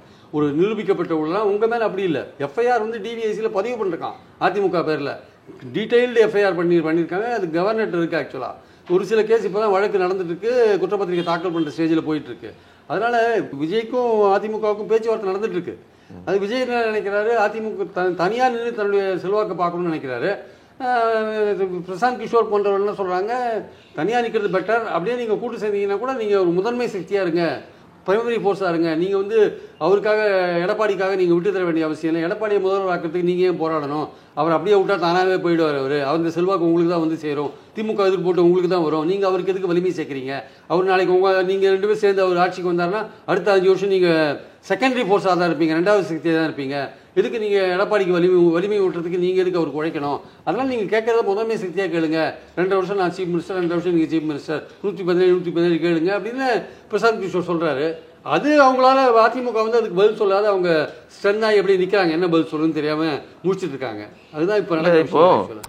பிரசாந்த் கிஷோர் சொன்னதாக வந்த தகவல் வந்து 15% 20% வாக்குகள் வந்து விஜய்க்கு இருக்குது, ஒரு தாக்கத்தை ஏற்படுத்த. அப்படி ஒரு அதாவது ஒரு அன்டெஸ்டட் ஃபோர்ஸை இவ்வளவு வந்து ப்ரொமோட் பண்ண முடியுமா? இது இல்லை ஒரு அன்டெஸ்டட் பிரசாந்த் கிஷோர் அவர் எந்த கணிப்பில் அதை கண்டுபிடிச்சாரு தெரியாது. நான் சொல்கிறேன், பிரசாந்த் கிஷோர் போன்றவர்கள் என்னென்னா யுக்திகளை வகுத்தா கூட அதை ஜான் ஆரோக்கியசாமியோ யாராக இருந்தாலுமே ஒரு மெதுவாக ஓடுற குதிரையை வேகமாக ஓட வைக்க முடியுமே தவிர உட்காந்துருக்கிற குதிரையை ஓட வைக்க முடியாது. ஸோ நீங்கள் வந்து விஜய்க்கு உண்மையிலேயே செல்வாக்கு நீங்கள் சொல்கிற மாதிரி 15-20% இருந்தால் அது கிட்டத்தட்ட வந்து அதிமுகவுடைய செல்வாக்கு ஈக்குவலான ஒரு விஷயம். அதனால தான் அவர் சொல்கிறார் 117 சீட் கேட்கணும். நீங்கள் அதிமுக அவங்க கூட வந்தாருன்னா 117 கேளுங்க. இல்லாட்டி தேவையில்லாமல் எடப்பாடிக்கு செல்வாக்கு சேர்க்கறதுக்கு நம்ம எதுக்கு உழைக்கணும் அனாவசியமா? அவர் அரசியல் அவர் பலவீனமானாலும் நமக்கு தான் லாபம் அப்படின்னு அவங்க நினைக்கிறாங்க, விஜய் தரப்பில் நினைக்கிறாங்க. ஆனால் அதே சமயம் கூட்டணின்னு ஒன்று வந்துட்டா ஈக்குவலாக கேளுங்கன்ற ஒரு விஷயத்தையும் கையில் எடுக்கிறாங்க. ஆனால் இவரது வந்து இன்னும் நிரூபிக்கப்படாத ஒரு சக்தியாக இருக்கிறதுனால அதிமுக யோசிப்பாங்கல்ல, என்னன்னா நீங்கள் எப்படி நீங்கள் சொல்கிறீங்க உங்களுக்கு 15-20% இருக்குன்னு, அது என்ன கணக்கு? ஏதோ ஒரு டேட்டா எடுக்கிறாங்க சார் வச்சுக்கோங்க. சில டேட்டா சொல்லுது 12% மேலே கிடையாதுன்னு. சார் அவருக்கு வரப்போ ஓட்டு என்ன சார்? பாஜகவை கடுமையாக எதிர்ப்பதன் மூலமாக திமுகவுக்கு போகிற ஆன்டி பிஜேபி ஓட்டு எடுக்கலாம். திமுகவை கடுமையாக எதிர்ப்பதன் மூலமாக அதிமுகவுக்கு போகிற ஆன்டி டிஎம்கே ஓட்டு எடுக்கலாம். அது தவிர சீமானுக்கு துணியும் போட்டுருந்தா விஜய் ரசிகர்கள் மறுபடியும் இவருக்கு போட ஆரம்பிப்பாங்க. நடுநிலையான மக்கள் ஒரு சேஞ்ச் விடுன்னு கொஞ்சம் போட ஆரம்பிப்பாங்க. இதெல்லாம் சேர்த்தா ஒட்டுமொத்தமாக ஒரு 12% மேலே போகிறதுக்கான வாய்ப்புகள் கிடையாது என்பது என்னுடைய கருத்து. ஆனால் பிரசாந்த் கிஷோர் கொஞ்சம் ஓவராக எஸ்டிமேட் போட்டு 15-20 சொல்கிறாரு. அவர் என்ன கணக்கில் போட்டால் நமக்கு தெரியாது. ஆனால் விஜயை பொறுத்த மட்டும் அவர் ஒரு விஷயத்தில் தெளிவாக இருக்கார். என்னன்னா வந்து தன்னுடைய பலம் என்னன்னு தெரிஞ்சால் தான் ஃபியூச்சரில் வந்து நம்ம பாலிடிக்ஸ் பண்ண முடியும். இப்போ அதிமுகவோடய எந்த கட்சியோடய சேர்ந்து ஒரு கூட்டணி அமைச்சாங்கன்னா அது வந்து தன்னுடைய பலம் எவ்வளோன்னு தெரியாத போகும். நம்ம வாங்கின ஓட்டும் ஏடிஎம்கே காரன் தான் போட்டான்னு சொல்லுவாங்க, இல்லை ஏடிஎம்கே காரனுக்கு விழுந்து ஓட்டு நம்ம ஓட்டுன்னு இருக்கோம். ஸோ நமக்கு இண்டிவிஜுவலாக எவ்வளோ ஓட்டு இருக்குன்னு தெரியாதுன்றது அவங்க பாயிண்ட். ஸோ அதுக்காக தான் அவங்க வந்து தனியாக போகலாமான்ற ஒரு ஐடியாவில் இருக்காங்க. அந்த ஐடியா மெட்டீரியலைஸ் ஆனால் இவங்க ஏடிஎம்கேல என்ன பண்ணுறாங்க, திருப்பி வலையை போட்டு பார்க்குறாங்க. அவங்க என்ன சொல்கிறாங்க, அதிகாரத்திலும் பங்கு ஆட்சியிலும் பங்கு, இது இந்த ஃபார்மாலிட்டி ஒத்துனீங்கன்னா வாங்க அப்படின்ற மாதிரி இருக்காங்க. இப்போ அந்த பேச்சுவார்த்தை அப்படியே டெட்லாக்ல நிற்குது. அது ஆக்சுவலாக அதனால தான் வந்து இப்போ பாஜக அமித்ஷாலாம் வந்தபோது ஒரு இன்டெரக்டாக அதிமுகவோட ஏதோ ஒரு கான்டாக்டில் போயிருக்காங்க, வேலுமணி தங்கமணிலாம். நீங்கள் அவசரப்படாதீங்க, இது எப்படியும் தாவேக்காவோட ஒன்றும் நடக்காது, உங்கள் கூட தான் கடைசியில் நாங்கள் வருவோன்ற மாதிரி அமித்ஷாக்கு மெசேஜ் சொல்லி அனுப்பிச்சிருக்காங்க இவங்க. அதுதான் இப்போ நடந்துருக்கு ஆக்சுவலாக. அதாவது நீங்கள் இப்போ பொதுவாக சொல்லப்பட்டது, வெளியில் சொல்லப்பட்டது என்னென்னா தாவேகா தான் அதிமுகவின் இந்த கூட்டணியை விரும்புதுன்னு சொன்னாங்க. ஆனால் நீங்கள் வந்து ரிவர்ஸில் சொல்கிறீங்க, அதிமுக விஜயினுடைய கூட்டணியை விரும்புகிறது அப்படின்னு. இந்த முரண்பாடு எப்படி சார் இருக்குது? அதிமுக வந்து 46% ஜெயலலிதா காலத்தில் இருந்த ஓட்டு இன்னைக்கு 20% குறைஞ்சி போச்சு சார். 26% எங்கே போச்சுன்னே தெரியல சார். அவங்க வந்து அடுத்தது வந்து அவங்களுக்கு வாழ்வாசாவா தேர்தல் வரப்போகிற தேர்தல். இந்த வாட்டி எடப்பாடி 62 சீட்டையும் வாங்கல, 30 சீட் தான் வாங்கினாருன்னா அவர் தலைமையை மாற்றிட்டு அவர் தூக்கி போட்டு அதிமுக ஒன்றுபடுறதுக்கான வாய்ப்புகள் இருக்குது. அவர் ஒற்றுமையை எதிர்க்கிறாருன்னு தொண்டர்கள் கடுமையாக கோபத்தில் இருக்காங்க. ரெட்டையில் அவர் பக்கத்தில் இருக்குன்னு அவர் கூட இருக்காங்களே தவிர வரப்போகிற தேர்தல் தான் அவருக்கான கடைசி தேர்தல். அதில் அவர் வந்து சஃபிஷியண்ட்டாக வின் பண்ணி காமிச்சார்னா கட்சி அவர்கிட்ட இருக்கும், இல்லாட்டி அவர் தூக்கி போடுறதுக்கு தயங்க மாட்டாங்க ஏடிஎம்கேல. ஸோ அதனால் அவருக்கு தான் வந்து தாவேக்காவோட தயவு தேவையாக இருக்குது. தாவேக்காவுக்கு நாங்கள் தனியாகவே போகிறோம், விஜய்க்கு வந்து வயசு இருக்குது, அனுபவம் நிறைய நாட்கள் எதிர்காலம் இருக்குது. எடப்பாடிக்கு அப்படி இல்லையே. எடப்பாடி வயசானவர், அவங்க கட்சியிலேயே பல பிளவுகள் இருக்குது. அதனால் அவர் அடுத்தது வெற்றியை காட்டலைன்னா அவரை வந்து வெளில அனுப்பிச்சிடுவாங்க. அவரை எதிர்த்து ஒரு கலகம் பிறக்கும் கண்டிப்பாக. அதனால் தாவேக்கால என்ன நினைக்கிறாங்க, நம்ம எதுக்கு போய் எடப்பாடிக்கு வாழ்வு கொடுக்கணும் தேவையில்லாமல், அவர் அப்படியே விட்டு அவர் அப்படியே காணா போயிடுவார், அந்த திமுக எதிர்ப்பு ஓட்டுகளை அதிமுக போகிற ஓட்டுகளை நம்ம எடுத்துன்னு போகலான்னு அவங்க நினைக்கிறாங்க ஆக்சுவலாக. இப்போது விஜயினுடைய நடவடிக்கைகள் 1 வருடங்களாக பெரிய பொலிட்டிக்கலாக இல்லை அப்படின்னு சொல்கிறீங்க. இந்த மேடையிலையும் ரொம்ப லைட் வெயிட்டாக விஷயங்களை அணுகிறாரு, ரொம்ப குழந்தைகளுக்கு பேசுகிற மாதிரி இளைஞர்களுக்கு பேசுகிற மாதிரி பேசுகிறாரே தவிர பொலிட்டிக்கலாக பேசலைன்னு சொல்கிறீங்க. ஸோ இப்படி இருக்கிற நபர் தனித்து நின்றால் நீங்கள் சொல்கிற 12% வராமல் ரொம்ப மோசமான சூழ்நிலை வந்துச்சுன்னா அது வந்து மிக பின்னடைவெல்லாம் கொடுக்கும். அதான் சார், அது மோசமான பர்சன்டேஜ் வந்தாலும் சரி வராட்டாலும் சரி தன்னுடைய சக்தி தெரிஞ்சால் தான் கட்சியை வளர்க்க முடியும். 4% வருதோ 7% வருதோ 10% வருதோ இல்லை அவர் எதிர்பார்த்ததுக்கு மேலேயே வருதோ எதுவாக இருந்தாலும் உங்களுடைய சக்தி தெரியாமல் நீங்கள் எதிர்காலத்தை பிளான் பண்ண முடியாது. அதனால் வந்து அவர் அப்படி நிற்கணுன்ற ஒரு ஐடியா அவங்களுக்குள்ளே இருக்குது. அல்டிமேட்டாக அவங்க என்ன முடிவு எடுப்பாங்கன்னு தெரியாது. ஏன்னா இது ஒரு தேர்தல் அப்படின்றது, வெற்றின்றது வந்து யார் கூட யார் சேர்ந்தா வெற்றி பெற முடியுன்றதை பொறுத்து தான் அந்த கூட்டணிகள் அமையுது. ஆக்சுவலாக 21 பாஜகவும் அதிமுகவும் சேர்ந்தாங்க, 75 இடங்கள் வாங்கினாங்க இல்லையா. ஸோ அதனால இப்போ பாஜக விட்டு வெளில வந்தார். 24 தேர்தலில் தனித்தனியாக நின்னாங்க. 2 கட்சியும் ஒரு இடம் கூட வின் பண்ண முடியலன்னு இருக்குல்ல. ஸோ சில போது சில கெமிஸ்ட்ரி ஒர்க் அவுட் ஆகும், சில போது அரித்மேட்டிக் ஒர்க் அவுட் ஆகும். பாஜகவுக்கும் அதிமுகவுக்கும் கெமிஸ்ட்ரி ஒர்க் அவுட் ஆகலை, பட் அரித்மேட்டிக் ஒர்க் அவுட் ஆகுது. அவங்க மறுபடியும் சேருவாங்களா சேர மாட்டாங்களா தெரியாது. ஆனால் தாவேக்காவோட சேர்ந்தா, பாஜகவோட சேர்ந்தா மைனாரிட்டி ஓட்டு கிடைக்க மாட்டேங்குது, அதனால தாவேக்காவோட சேர்றது பெட்டர்னு அவங்க நினைக்கலாம். ஆனால் தாவேக்காவுக்கு அதிமுகவுக்கு நம்ம ஏன் வாழ்வு கொடுக்கணும் தேவையில்லாமல், அதை அப்படியே விட்டா தானாக கரைஞ்சிரும்னு அவங்க நினைக்கிறாங்க. இப்போ தனித்து நிற்பது தற்கொலைக்கு சமமானது அப்படின்னு சுமன் ஸ்ரீராமன் ஒரு ப்ரொபோசல். அவருக்கு ஏடிஎம்கேயோட சேரணும்னு அவர் நினைக்கிறார் சார். அவருடைய ஆசை ஏடிஎம்கேயோட சேர்ந்து திமுகவை தோக்கடிக்கணும்னு நினைக்கிறாரு. அது அவருடைய பார்வையா இருக்கு, நம்ம அதுக்கு சொல்ல முடியாது. ஆனால் விஜய்க்கு ஒரு பார்வை இருக்கும்ல, தன்னுடைய சக்தி என்னன்னு தெரிஞ்சுக்கணும். தான் ஒரு செல்வாக்கு மிக்க நடிகர், தனக்கு தன்னோட ரசிகர்கள்லாம் ஓட்டு போடுறாங்களா இல்லையா, என்ன ஒரு கரெக்ட் பண்ணிக்கலாம்ல, இந்த தேர்தலை பார்த்துட்டு ஒரு கரெக்ட் பண்ணிக்கலாம்ல அப்படின்னு அவர் நினைக்கலாம் இல்லையா. அதனால வந்து அவர் என்ன சொல்றாரு, 69,000 பூத்துல எதுக்கு பூத் தேர்தல் கமிட்டி போடுறேன்றாரு. 234 தொகுதிகளையும் ஆட்கள் போடுவோன்ற ஐடியா தானே அதை பண்றாரு அவர் ஆக்சுவலா. ஸோ அதனால தன்னுடைய செல்வாக்கு என்னன்னு தெரிஞ்சாதான் நீங்க அடுத்த கட்டமா போக முடியும். நீங்க அதிமுக இப்போ சேர்ந்துட்டீங்கன்னா நீங்க ஒரு செகண்டரி ஃபோர்ஸா மாறிடுவீங்க. நீங்க செகண்டரி ஃபோர்ஸா மாறிட்டீங்கன்னா, அரசியல் 2வது சக்தியா இருந்தீங்கன்னா, நீங்க பாஜகவுக்கும் உங்களுக்கும் பெரிய வித்தியாசம் இருக்காது, சீமானுக்கும் உங்களுக்கும் பெரிய வித்தியாசம் இருக்காது. நீங்க அடுத்தது திமுகவுக்கு அடுத்தது நான் தான் அப்படின்னு ஒரு ஸ்டேஜில் உங்களை பொசிஷன் பண்ணணும்னா, நீங்கள் வந்து ஒன்று அதிமுகவோட ஈக்குவலான பார்ட்னராக வரணும், சரிசமமான பார்ட்னராக வரணும். இல்லை நீங்கள் தனியாக நின்று உங்கள் சக்தியை வந்து நிரூபித்து, நான் அதிமுகவோட நிறைய இடத்துல வின் பண்ணியிருக்கேன் பாருங்கள், நான் தான் திமுகவுக்கு மாற்று நிரூபிக்க வேண்டிய இடத்துல நீங்கள் இருக்கணும். இது வந்து ஒரு கேம்பிளிங் தான். அவரை பொறுத்த மட்டும் இந்த 26 தேர்தல்ன்றது அவருடைய சக்தியை தெரிஞ்சுக்கிறது ஒரு முக்கியமான விஷயம். அதே சமயம் வந்து நம்ம சக்தியை தெரிஞ்சுக்க போயிட்டு நம்ம ஒன்றுலாத ஆகிட்டோம்னா என்ன பண்ணுறதுன்ற ஒரு விஷயம் இருக்குல்ல, அது வந்து ஒரு ரிஸ்க்கான ஒரு கேம் தான். ஆனால் அதையும் தாண்டி நம்ம வந்துட முடியும். இப்போ விஜயகாந்த் வரலையா, தெய்வத்தோடும் மக்களோடும் கூட்டணின்னு சொல்லி வந்தார்ல, 2009 10% வரையும் வந்தார்ல. ஸோ அது மாதிரி வரலாம் இல்லையா. அவர் வந்து கொஞ்சம் தடுமாறிட்டார் 2011. நமக்கு வயசு இருக்குது, 50 வயசு தான் ஆச்சு, இன்னும் 20 வருஷம் பாலிடிக்ஸ் பண்ணலாம், நம்ம எதுக்கு தடுமாறணும், நம்ம மெதுவாக நம்ம ஒர்க் அவுட் பண்ணிக்கலாம்னு கூட ஒரு நினைக்கலாம்ல. அப்போ 2026 நாங்கள் வந்து ஆட்சி பிடிக்க போகிறோம்னு வைக்கிற அவருடைய முழக்கம் இருக்கு இல்லையா, அதை வந்து நீங்கள் இப்போ வந்து அது வந்து அது ஒரு டால் கிளைம் சார். அது அவர் வைக்கக்கூடிய உரிமை அவருக்கு இருக்குது. நாங்கள் தான் ஆட்சிக்கு வருவோம்னு சொல்லக்கூடிய உரிமை இருக்குது. அவங்க தொண்டர்களோ அவங்க ரசிகர்களோ அது சொல்லுவாங்க. ஆனால் அதற்கான வாய்ப்புகள் எப்படி இருக்குன்றது நம்ம ஒரு அன்டெஸ்டடாக இருக்கிற ஒரு சக்தியை வந்து நம்ம எடுத்தோன்னு சொல்ல முடியாது. இவர் வந்துருவார், கண்டிப்பாக சிஎம்மாக வந்துருவார், அவர் அதிமுகவோட சேர்ந்தா வருவார்னா, அதிமுகவோட சேர்ந்தா திமுகவுக்கு ஒரு டஃப் ஃபைட் கொடுப்பார். நான் இல்லைன்னு சொல்ல மாட்டேன், டஃப் ஃபைட் கொடுக்க தான் செய்வார். ஆனால் அவர் வந்து 2வது சக்தியாக போயிடுவார், செகண்டரி போஸ்ட்டாக போயிடுவார். அதிமுகவை வளர்த்து விடுறதுல அவருக்கு என்ன அட்வான்டேஜ் இருக்குது? அதிமுக இல்லாத இருந்தால் அவர் முன்னாடி வரலாம், திமுகவுக்கு மாற்றாக வரலாம். அப்போ அதிமுக வளர்த்து விடுறதுல அவருக்கு ஒன்றும் ஆதாயம் கிடையாது. ஸோ அந்த பாயிண்டில் பார்க்கும்போது சில பேர் வந்து அதிமுகவும் தாவேக்காவும் சேரணும்னு விரும்புகிறாங்க, அப்போ தான் திமுகவுக்கு ஃபைட் கொடுக்க முடியும்ட்டு. ஆனால் விஜய் அதை நினைக்கணும்ல. விஜய்க்கு வந்து பலவிதமான ஆப்ஷன் அவர் ஆராய்வார் இல்லையா, தனியாக நிற்கிறது, அதிமுகவோட சேர்றது, பல விஷயங்கள் அவர் ஆராய்வார். அப்படி ஆராய்ச்சி பார்த்து அவங்க ஸ்ட்ராட்டஜிஸ் ஒருத்தருக்கு 3 பேர் இருக்காங்க, அவங்க குழப்பறாங்களா உருப்படியான வழியை சொல்கிறாங்களா தெரியாது, அதன் அப்படியே அவர் முடிவு எடுப்பார். ஸோ அவர் இண்டிவிஜுவலாக அவருடைய சக்தி தெரியணும்னா தனியாக நின்று தான் பார்க்கணும் அவர். ஆக்சுவலாக இல்லை ஸ்ட்ராட்டஜிஸ்ட் 1க்கு 3 பேர் இருக்கிறார்கள் அப்படிங்கிறத ஒரு குறை மாதிரி சொல்கிறீங்களே, அது கூடுதல் பலம் தானே. அப்படி சொல்ல முடியாது சார். ஒரு ஆள் ஒன்று சொல்லுவான், இன்னொரு ஆள் ஒன்று சொல்லுவான். அது ஸ்ட்ராட்டஜிஸ்ட்லாம் ஒருத்தருக்கு ஒரு ஆளுக்கு கீழே நீங்கள் ஒர்க் பண்ணிங்கன்னா வந்து பெட்டராக இருக்கும். இவர் சொல்கிறத அவர் சொல்ல மாட்டார், அவர் சொல்கிறத அவர் வேறு விதமாக சொல்லுவார். ஸ்ட்ராட்டஜிஸ்ட்லாம் என்ன சார், டேட்டாவை கலெக்ட் பண்ணி டேட்டாவை பேஸ் பண்ணி சொல்கிறதானே பெரும்பாலும். அவங்க என்ன இல்லை அரசியல் கூட்டணி அமைக்கிறதுக்கு பேச்சுவார்த்தை நடத்துவாங்களே தவிர டேட்டாவை பேஸ் பண்ணி சொல்லுவாங்க. அடிப்படையாக உங்கள்கிட்ட இருக்கிற தொண்டர் பலம், உங்கள் கட்சியோட செல்வாக்கு, உங்களுடைய செல்வாக்கு, இதை பொறுத்து தானே உங்களுக்கு ஓட்டு போட போகிறாங்க. உங்கள் ஸ்ட்ராட்டஜியை வச்சா உங்களுக்கு உங்கள் பிராண்ட் பண்ணுவாங்க. விஜயை பிராண்ட் பண்ணுவாங்களே தவிர இப்போ ஸ்டாலின் தான் வராரு, விடியல் தர போகிறாருன்னு ஒரு பிராண்ட் பண்ணுறாங்க. அது மாதிரி வந்து பிராண்ட் பண்ணுவாங்க. அந்த பிராண்ட் பண்ணுறதுக்கு அவங்க உதவுவாங்களே தவிர உங்கள் கட்டுமானங்கள் சரியில்லாட்டி உங்களை வந்து அவங்க வெற்றி பெற வைக்க முடியாது. அவங்க உங்களை வெற்றி பெற வைக்க முடியாது. நீங்கள் ஓரளவுக்கு வலிமையாக இருந்தால் தான் உங்களை புஷ் பண்ண முடியும் மேலே. அது வந்து இந்த 3 பேர் சேர்ந்து எப்படி புஷ் பண்ணாங்கன்ற பொறுத்து தான் பார்க்கணும். அதில் பிரசாந்த் கிஷோர் வந்தவர் வந்து அந்த போர்டில் கூட கையெழுத்து போடல. இவங்களுடைய முழக்கங்கள் மும்மொழி எதிர்ப்பு அப்படின்னு ஒரு 4-5 லைன் வச்சுருக்காங்க. இதுக்கெல்லாம் சேர்த்து கையெழுத்து போடுகிறோம், கெட் அவுட் அப்படிங்கிற வார்த்தையும் வச்சு அதுக்கு கையெழுத்து போடுறதுல அவர் போட மாட்டேன்னு சொல்லிட்டாரு. அதுக்கு பின்னணியில் அவர் எதுக்கு சார் கையெழுத்து போடணும்? அவர் வந்து ஒரு தனி கட்சி வச்சிருக்காரு பீகாரில். அந்த கட்சி இந்தி வேணுன்ற கட்சி. அவர் இங்கே இந்தி வேண்டான இடத்துல கைத்து அங்கே போனார், கைத்து போட்டு அங்கே போனார்னா அவர் அங்கே இருக்கிறவங்க விமர்சனம் பண்ண மாட்டானா? அதனால அவர் கைத்து போடல. ரெண்டாவது அவர் வந்து கட்சி மெம்பர் கிடையாது, அவர் பார்ட்டியோட மெம்பர் கிடையாது. அவர் ஸ்ட்ராட்டஜிஸ்டாக இருக்காரு, ஏதோ ஆலோசனை கேட்கிறாரு, வந்தார். அவரை நீங்கள் கைத்து போட சொன்னீங்கன்னா உங்கள் கொள்கைக்கு அவர் உடன்பாடு அப்படின்னு ஆயிடும்ல.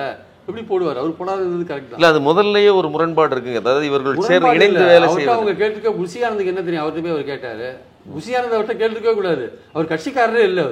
நீங்கள் அவர்கிட்ட போய் கேட்டீங்கன்னு அர்த்தம். அவர் எப்படி அது உடன்படுவார்? புசியானதை அவர்கிட்ட கேட்டதே, அவர் கேட்டதுக்கு வேணாம்னு சொல்லிட்டு அவர் பாட்டுக்கு போயிட்டாரு. விஜய் அதை பார்க்காத இப்படி திரும்பி இப்படி நடந்து போயிட்டு இருக்காரு. அவருக்கு தெரிஞ்சிருக்கு, அவருக்கு இவர் போட மாட்டாரு தெரிஞ்சிருக்குன்னு நினைக்கிறேன். போட மாட்டார், எப்படி போடுவார்? இப்போ மும்மொழி கொள்கையை எதிர்க்கிறோம், இந்த பிஎம்சி பள்ளி புதிய கல்விக் கொள்கையை எதிர்க்கிறோம் அப்படிங்கிறது தமிழ்நாட்டோட ஸ்டாண்டாக இருக்குது. இந்த முரண்பாடு இருக்கு இல்லையா, அதாவது ஒன்றியத்தில் ஒரு அமைப்பு இருந்துக்கிட்டு அவங்க கடுமையான ஒரு நெருக்கடி, அதாவது தன்னுடைய பகுதியாக இருக்கக்கூடிய ஒரு கான்டினென்ட்டை இவ்வளோ மோசமாக நடத்துறது இருக்குல்ல ஒரு மாநிலத்தை, இதை நீங்கள் எப்படி பார்க்குறீங்க? கூட்டாட்சி தத்துவத்துக்கு எதிரான ஒரு விஷயம். ஆக்சுவலாக இது அரசியல் சட்டத்துக்கு விரோதமான ஒரு விஷயம். இதை தர்மேந்திர பிரதான் இது மாதிரி பேசியிருக்கவே கூடாது. இந்த சட்டத்தை மத்திய அரசு எவ்வளவோ சட்டங்கள் கொண்டு வரலாம், அதை ஏற்றுக்காத மாநில அரசுகள் இருக்கலாம். ரெண்டாவது இது கன்கரண்ட் லிஸ்ட்டில் இருக்குது. கல்வி மாநில அரசு தன்னுடைய ஆளுகைக்குட்பட்ட பகுதிகளில் என்ன மாதிரி கல்வி கொடுக்கணுன்ற உரிமை மாநில அரசுக்கு சம்மந்தப்பட்டது. அதில் நீங்கள் தலையிட முடியாது. உங்கள் திட்டத்தை நாங்கள் ஏற்றுக்கலைன்னா நீங்கள் கொடுக்க மாட்டேன்னா சொல்கிறதுக்கான வாய்ப்புகளே கிடையாது. ரெண்டாவது ஒரு ஆன்கோயிங் ஸ்கீமில் 2 இன்ஸ்டால்மெண்ட் ரிலீஸ் பண்ண பிறகு 3வது 4வது இன்ஸ்டால்மெண்ட் ரிலீஸ் பண்ண மாட்டேன்னு சொல்கிறதுக்கான உரிமை உங்களுக்கு கிடையவே கிடையாது. முதல் 2 எப்படி கொடுத்தீங்களோ அதே மாதிரி கொடுக்க வேண்டிய அவசியம் இருக்குது. அதனால் இந்த மாதிரி நிதி கொடுக்க நீங்கள் ஒரு லெட்டர் தர்மேந்திர பிரதான் ஸ்டாலினுக்கு ஒரு லெட்டர் எழுதினார், நீங்கள் அரசியல் பண்ணுறீங்கன்ட்டு. அந்த லெட்டர்லேயே தெளிவாக சொல்கிறார், நாங்கள் எந்த மாநிலத்தின் மீதும் எந்த பகுதி மக்கள் மீதும் எந்த மொழியும் திணிக்கிறதுக்கு எங்களுக்கு ஐடியா கிடையாதுன்னு சொல்கிறார். அது மட்டும் இல்லை, தமிழ்நாடு எவ்வளோ கல்வியில் சிறந்திருக்குன்னு அந்த லெட்டரில் புகழ்ந்து பேசுகிறார். அப்படிலாம் சொல்கிற நீங்கள் எதுக்கு இந்த மொழியை திணிக்கிறீங்க? நீங்களே சொல்கிறீங்க we have no idea to impose any language on any community or any state ன்னு சொல்கிறீங்க. அப்படி இருக்கும்போது இதுக்கு இம்போஸ் பண்ணுறீங்க தேவையில்லாமல்? நீங்களே உங்கள் லெட்டரில் Tamil Nadu torch bearer of modern education சொல்கிறீங்க. ஏன் இங்கே உங்கள் புதிய கல்விக் கொள்கை எங்களுக்கு தேவையே இல்லை, உங்கள் புதிய கல்விக் கொள்கையே எங்களுக்கு தேவையில்லை, எங்களுக்கு இருமொழி கொள்கையே போகிறோம், நீங்கள் எங்கள் கல்விக் கொள்கையை தலையிடறதுக்கு உங்களுக்கு உரிமை கிடையாது. அதே மாதிரி பணம் கொடுக்க மாட்டேன்னு சொல்கிறதுக்கான உரிமை உங்களுக்கு கிடையாது. நீங்கள் வேணால் உங்கள் ஹிந்தி யார் யாருக்கு தேவையோ அவங்களுக்கு வேணால் வச்சுக்கோங்க. எங்கள் மாநிலத்துக்கு இங்கே 37,000 கவர்மெண்ட் ஸ்கூல்ஸில் 54 லட்சம் பேர் படிக்கிறான். ஆங்கிலம் ஒரு சப்ஜெக்டில் தான் படிக்கிறான், மற்ற சப்ஜெக்ட்லாம் தமிழில் தான் படிக்கிறான். 1ஆவதுலேருந்து 12ஆவது வரையும் தமிழில் தான் படிக்கிறான். இங்கே படிக்கிற குழந்தைங்களுக்கு யூனிஃபார்ம்லேருந்து புக்ஸ்லேருந்து எல்லாம் இங்கே கொடுத்து கவர்மெண்ட் ஸ்கூலில் பண்ணுறாங்க. நீங்கள் திமுககாரங்க ஸ்கூல் வச்சுருக்காங்க, அவங்க வச்சுருக்காங்க, இவங்க வச்சுருக்காங்க, நீங்கள் மனை மாற்ற பார்த்து நீங்கள் அரசியலாக பண்ணுறீங்க. இந்தியாவில் தனியார் துறையும் அரசு துறையும் 2 சைமல்டேனியஸாக இயங்கிட்டு இருக்கு. தனியார் ஆஸ்பத்திரி இருக்குது, பிரைவேட் ஆஸ்பத்திரி இருக்குது. தனியார் டெலிஃபோன் இருக்குது, பிரைவேட் டெலிஃபோன் இருக்குது. தனியார் பள்ளியும் இருக்குது, பிரைவேட் பள்ளியும் இருக்குது. தனியார் பள்ளி ஆரம்பிக்கிறவன் ஒரு பிஸ்னஸாக கூட ஆரம்பிப்பான். அவன் என்ன சிலபஸ் ஏற்றுக்கிறானோ அந்த சிலபஸுக்கு ஏற்றபடி அவன் பாடத்திட்டத்தை வச்சுப்பான். அவன் திமுகவாக இருப்பான், அதிமுகவாக இருப்பான், பாஜகவாக இருப்பான். அது வேறு விஷயம். அரசாங்கம் இங்கே இருக்கிற பிற்படுத்தப்பட்ட மிகவும் பட்டியலின மக்களுக்கு, விளிம்புநிலை மக்களுக்காக நடத்துகிற கவர்மெண்ட் ஸ்கூல்ஸில் இந்த மக்களுக்கு எது நல்லதுன்னு பார்த்து எதை வச்சுருக்கானோ அதை அமல்படுத்துறது அந்த கவர்மெண்ட்டுடைய வேலை. தனியார் அது வச்சிருக்காரு, திமுகக்கார அது வச்சிருக்கான்றது இந்த கம்பேரிசன் தேவையில்லை. அப்படி பார்த்தா தனியார் ஆஸ்பத்திரி இருக்கக்கூடாது. அப்போ ஏழைகளுக்கு தனியார் ஆஸ்பத்திரிக்கு போக முடியல. அப்போ ஏழைகளை நீங்கள் பாஜக எல்லா ஏழைகளையும் தனியார் ஆஸ்பத்திரிக்கு அனுப்பிவிடுவீங்களா? பெரிய அப்போலோவில் ட்ரீட்மெண்ட் எடுங்கன்னு சொல்லுவீங்களா? ஈக்குவலாக 2 செக்டாரும் ஈக்குவலாக இருக்கிற இடத்துல இந்த ஏற்றத்தாழ்வுகள் இருக்க தான் சார் செய்யும். பட் கவர்மெண்ட் ஒரு மக்களுக்கு என்ன தேவையோ அதுதான் அவங்க பண்ணுவாங்க. எங்கள் தமிழ்நாட்டு மக்களுக்கு இருமொழி போறோம்னு டிசைட் பண்ணிட்டாங்க. 50 வருஷம் அதுதான் இருக்குது. எம்ஜிஆர் ஒத்துனாங்க, ஜெயலலிதா ஒத்துனாங்க. அண்ணா உருவாக்கிய கொள்கை அது. அது நீங்கள் இந்தியை திணிக்க வந்தபோது 68ல் நாங்கள் இங்கே உருவாக்கப்பட்ட கொள்கை. அதை இந்த மக்கள் ஏற்றுக்கிறாங்க. அந்த மக்கள் அதை படிச்சுட்டு பயனடைஞ்சிருக்காங்க.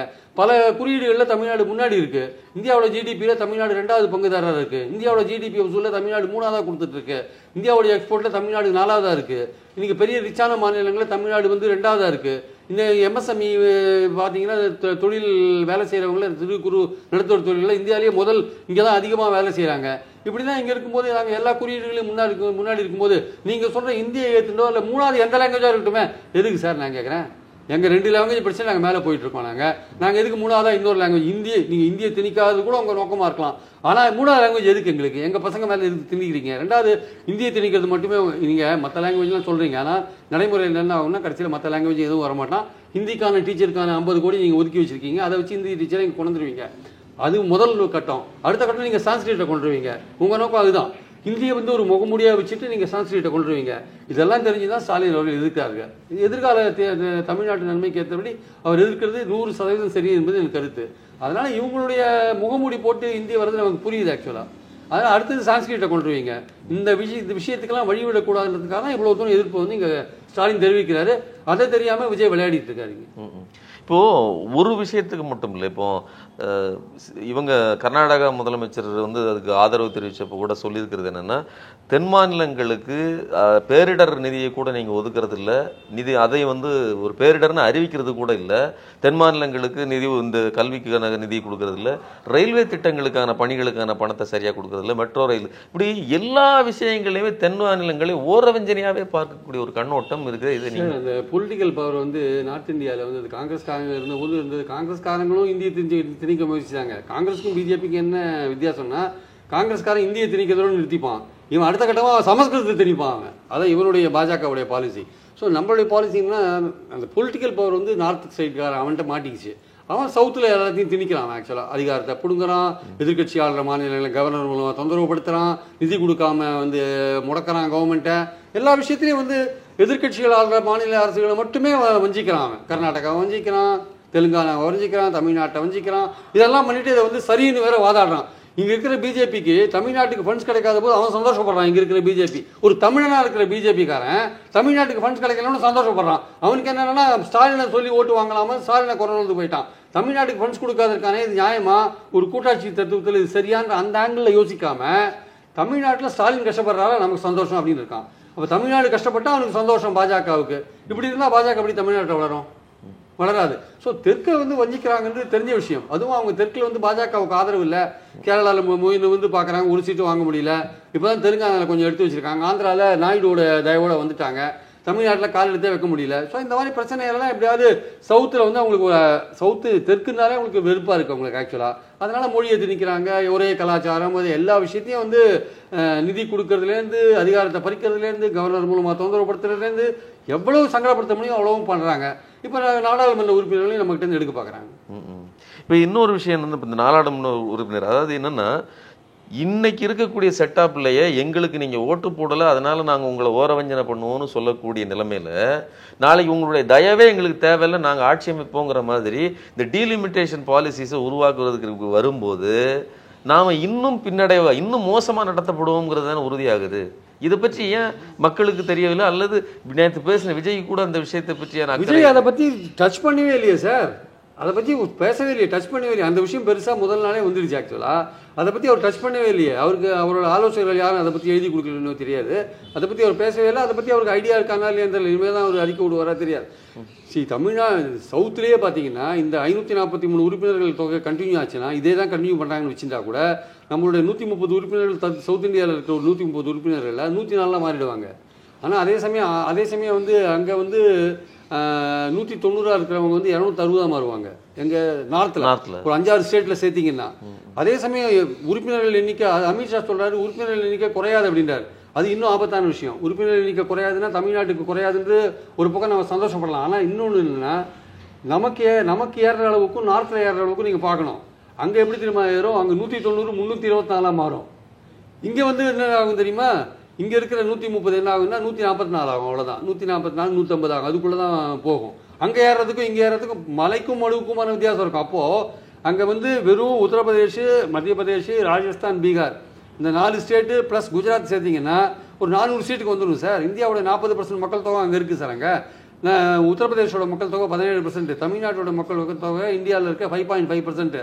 5.5%க்கு நீங்கள் எப்படி கொடுக்க போகிறீங்க? நீங்கள் எங்களுக்கு வந்து குறைக்க மாட்டேன்னு சொல்கிறீங்க. அப்போ எந்த ஃபார்முலா யூஸ் பண்ண போகிறீங்க? நிறைய ஃபார்முலா இருக்குது. ஒரு மக்கள் தொகையை கணக்கில் எடுத்துகிட்டு ஒரு தொகுதிக்கு எவ்வளோ மக்கள் இருக்கணும்னு முதல்ல கணக்கு எடுத்துகிட்டு அப்புறம் அந்த தொகுதியை எவ்வளோ மக்கள்னு பார்த்துட்டு அதுக்கேற்றபடி தொகுதியை வரையறை பண்ணுறது இருக்குல்ல. இப்போ தமிழ்நாட்டில் 8 கோடி மக்கள் இருக்காங்க வச்சுக்கோங்க. 8 கோடி மக்கள்னால் நீங்கள் ஒரு தொகுதிக்கு எத்தனை கோடி மக்களை ஃபிக்ஸ் பண்ண போகிறீங்க? ஏற்கனவே 71 சென்சஸில் 10.22 லட்சம் இருக்குது ஆக்சுவலாக. இப்போ நீங்கள் அதை 15 லட்சமாக மாற்ற போகிறீங்களா?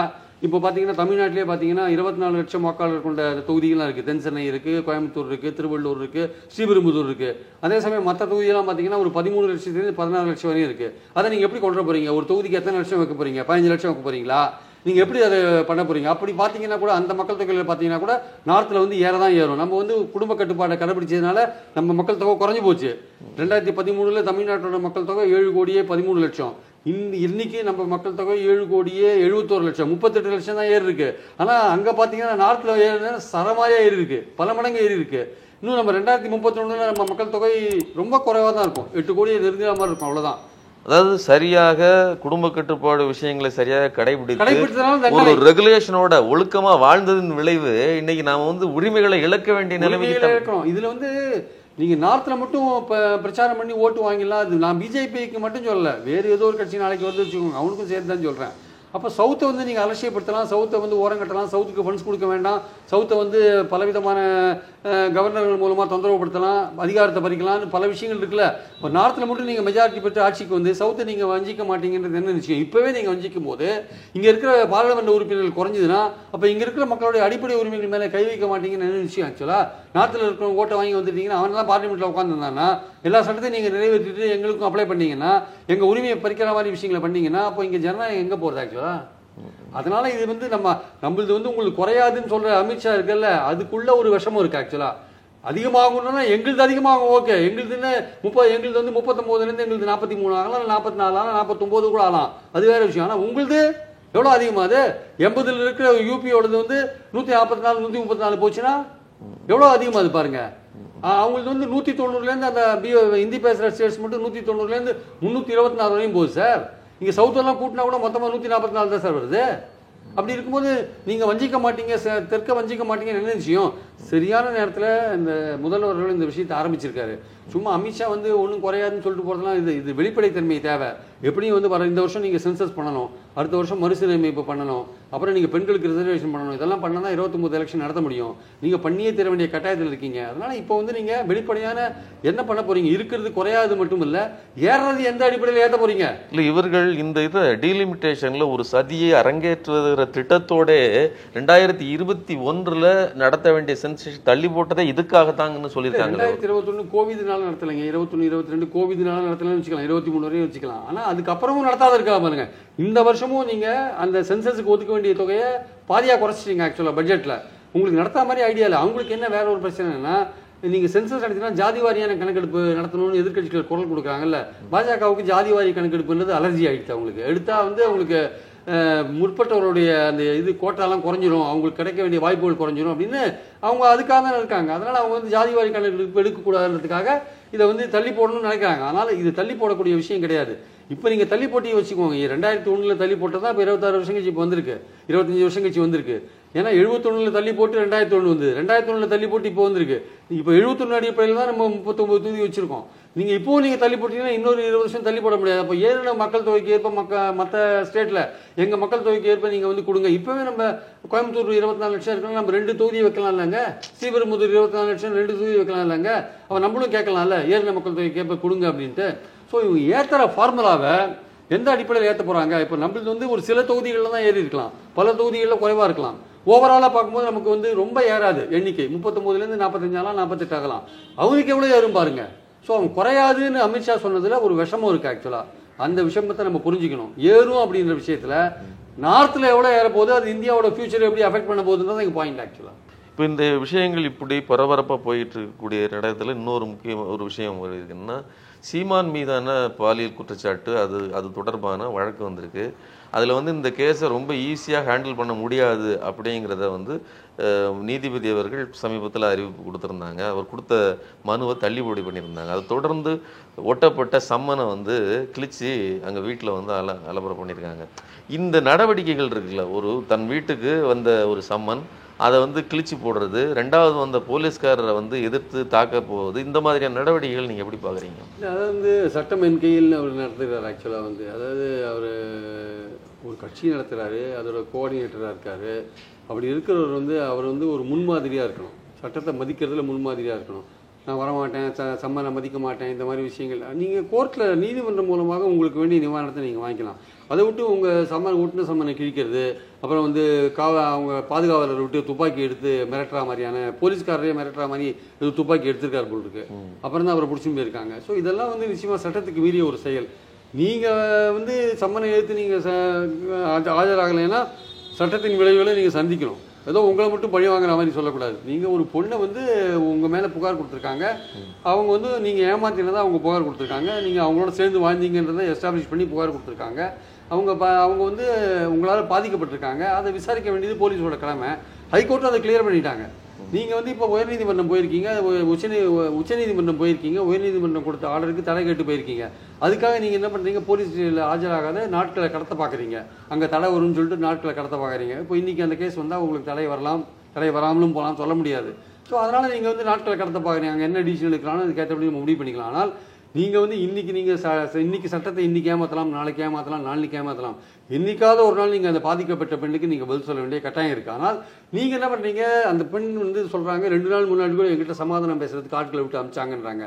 நீங்கள் என்ன சொல்கிறீங்க, அந்த பெண்ணை பற்றி ரொம்ப மோசமாக நீங்கள் வந்து கமெண்ட் கொடுக்குறீங்க, விமர்சனம் பண்ணுறீங்க. அது வந்து உங்களுடைய மனசாட்சிக்கு சரிதான் நீங்கள் யோசிக்கணும். ஆக்சுவலாக சரி, நீங்கள் பல விஷயங்கள் உங்கள் வாழ்க்கையில் நடந்துக்கலாம். ஆனால் நீங்கள் ஏமாத்தினீங்கன்னு ஒரு பெண் கம்ப்ளைண்ட் கொடுக்கும்போது நீங்கள் வந்து சட்டத்தின் முன்னாடி நீங்கள் சந்திக்க வேண்டிய நிலையில் இருக்கீங்க. நியாயமாக சந்தித்து நீங்கள் அந்த குற்றச்சாட்டுலேருந்து வெளியே வரணும். உங்கள் கட்சியில் ஏற்கனவே உங்களுடைய கட்சியை எப்படி நடத்துறீங்களோ அதுக்கு எதிராக நீங்கள் வந்து பாஜகவோட பி டீமாக இருக்கீங்க, இல்லை பெரியார் எழுத்து பேசி நீங்கள் வந்து பாஜகவோட ஊதுகோலாக மாறிட்டீங்க அப்படின்னு சொல்லி உங்கள் கட்சியிலேருந்து பல பேர் பிரிஞ்சு போயிட்டு இருக்காங்க. ஏற்கனவே விஜய் கட்சி ஆரம்பிச்சதில் உங்கள் கட்சியிலேருந்து பாதி பேர் அங்கே போய் சேர்ந்துட்டாங்க, அங்கே தான் ஓட்டு போட போகிறாங்க. அப்படி இருக்கும்போது உங்கள் கட்சி கரைஞ்சு போயிட்டு இருக்கும்போது நீங்கள் என்ன பண்ணுறீங்க, இந்த மாதிரியான ஒரு சின்ன சின்ன விஷயங்கள் மூலமாக நீங்கள் ப்ராமினெண்ட்டாக இருக்கிற மாதிரியான ஒரு தோற்றத்தை வந்து கொடுக்க பார்க்குறீங்க. சட்டத்தின் முன்னால் எல்லோரும் சமம் தான். அதனால் நீங்கள் வந்து அதுக்கு விதிவிலக்குன்னா நீதிமன்றம் மூலமாக தான் நீங்கள் விதிவிலக்குலாம் வாங்க முடியும். அதனால் நீங்கள் ஆஜராகி உங்கள் மேலே உள்ள குற்றத்தை வந்து நான் அது குற்றத்தை வந்து வேணும்னு சொல்லியிருக்காங்களோ இல்லை எப்படி சொல்லியிருக்காங்களோ அதை வந்து சந்திக்க வேண்டியது உங்கள் பொறுப்பு. அதுலேருந்து நீங்கள் வந்து தவறுவீர்களே ஆனால் கண்டிப்பாக வந்து ஏற்கனவே வெறுப்பாக இருக்கிற உங்கள் கட்சியில் பல பேர் வந்து இன்னும் நிறைய பேர் உங்களை விட்டு போகிறதுக்கான வாய்ப்புகள் தான் அதிகமாக இருக்குது. இல்லை, நான் ஒன்றும் ஒரு குடிசைக்குள்ள இருந்த பொண்ணை போய் கையை பிடிச்சி இழுத்து நான் ஒன்றும் பாலியல் அத்துமீறல் செய்யலை.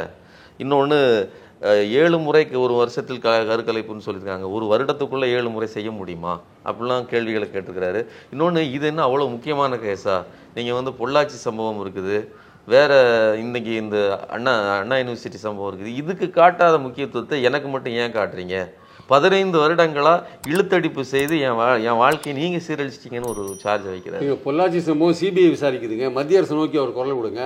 அண்ணா யூனிவர்சிட்டி சம்பவத்துக்கு குற்றப்பத்திரிகை தாக்கல் பண்ணிட்டாங்க. இனிமேல் விசாரணை நடக்க போகுது. அது போயிட்டு தான் இருக்குது. அதுக்குன்னு உங்கள் மேலே இருக்கிற குற்றச்சாட்டை விசாரிக்கக்கூடாது என்ன?